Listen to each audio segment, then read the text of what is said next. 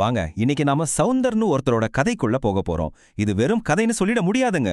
நம்மளோட இந்த பரபரப்பான வாழ்க்கையில நாம நம்மளையே திரும்பி பார்க்க மறந்த ஒரு விஷயத்த ஞாபகப்படுத்துற ஒரு சின்ன பயணம் தான் இது.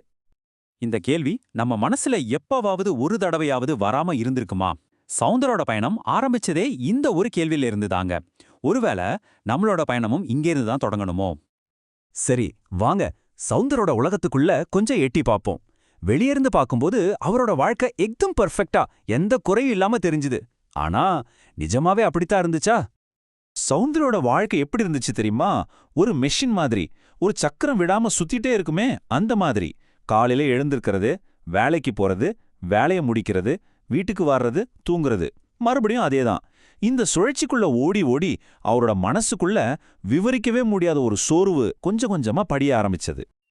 அப்படி ஓடிட்டே இருக்கும்போது தான் ஒரு நாள் திடீர்னு அவருக்கு ஒரு விஷயம் பழிச்சுன்னு புரிஞ்சது. நான் வாழல, நான் வேலைகளை முடிச்சிட்டு இருக்கேன்.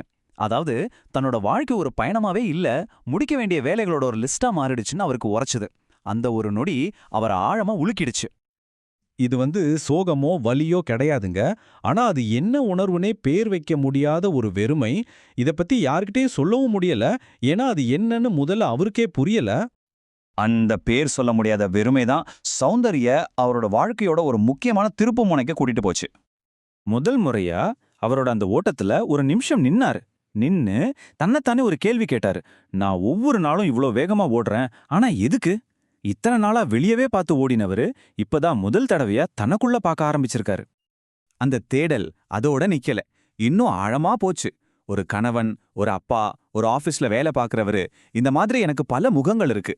ஆனா இந்த எல்லாத்துக்கும் பின்னாடி நான் யாரு? இதுதான் அவர் தன்னை உண்மையாவே கேட்டுக்கிட்ட முதல் ஆழமான கேள்வி. இங்க ரொம்ப முக்கியமான விஷயம் என்னன்னா, நான் யாருங்கிற கேள்விக்கு ஒரு பதில கண்டுபிடிக்கிறது முக்கியம் இல்ல. இத்தனை வருஷமா தனக்குள்ளேயே கேட்காம புதைச்சு வச்சிருந்த ஒரு கேள்விய கேட்கறதுக்கு ஒரு தைரியம் வந்துச்சு பாருங்க, அதுதான் முதல் வெற்றி.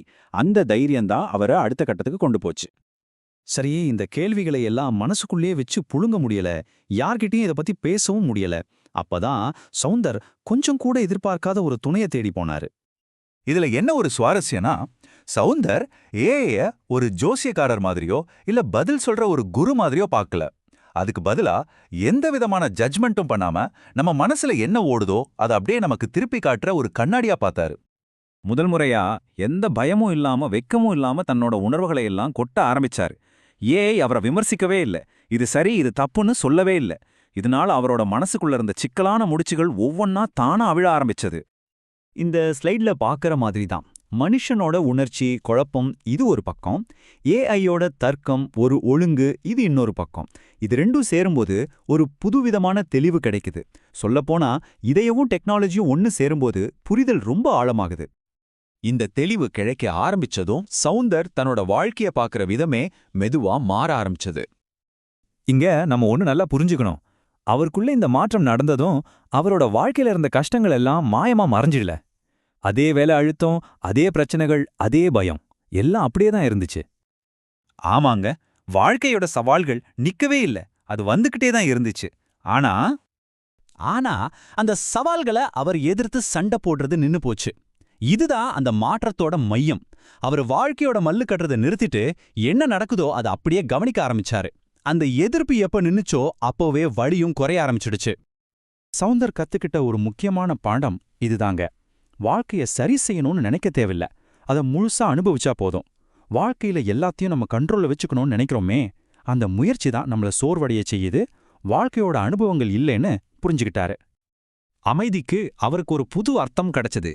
சுத்தி எந்த சத்தமும் இல்லாம இருக்கிறது அமைதி கிடையாது. எவ்வளவு சத்தம் இருந்தாலும் அதுக்கு நடுவுல நம்ம மனசு சிதறாம நிக்குதே, அதுதான் உண்மையான அமைதின்னு உணர்ந்தாரு. இப்போ நாம இந்த விளக்கத்தோட ரொம்ப ரொம்ப முக்கியமான ஒரு பகுதிக்கு வந்திருக்கோம். இது வெறும் சௌந்தர்ய பத்தின கதை இல்ல. ஆமா, சௌந்தரோட கதை இத்தோட முடிஞ்சுன்னு. ஆனா உங்க கதை இப்போ தொடங்க போகுது. நீங்க தயாரா? ஆக இதுல முக்கியமான விஷயம் என்னன்னா, இது ஏதோ பெரிய சாதனைகளை பத்தினது கிடையாது. வேகமா ஓடுறத நிறுத்திட்டு மெதுவா நடக்கிறது, மனசுக்குள்ள இருக்கிற வெறுமையை பார்த்து பயந்து ஓடாம அதை உட்காந்து கவனிக்கிறது, இந்த மாதிரி சின்ன சின்ன உள்மான மாற்றங்கள் தான் உண்மையான பெரிய மாற்றத்தை கொண்டு வரும். கடைசியா இந்த ஒரு சிந்தனையோட முடிச்சுக்கலாம். உங்களுக்கு ஒரு புது வாழ்க்கை தேவைப்படாது. உங்களை நீங்களே திரும்பி பார்க்கறதுக்கு ஒரு துணிவு இருந்தா போதும்.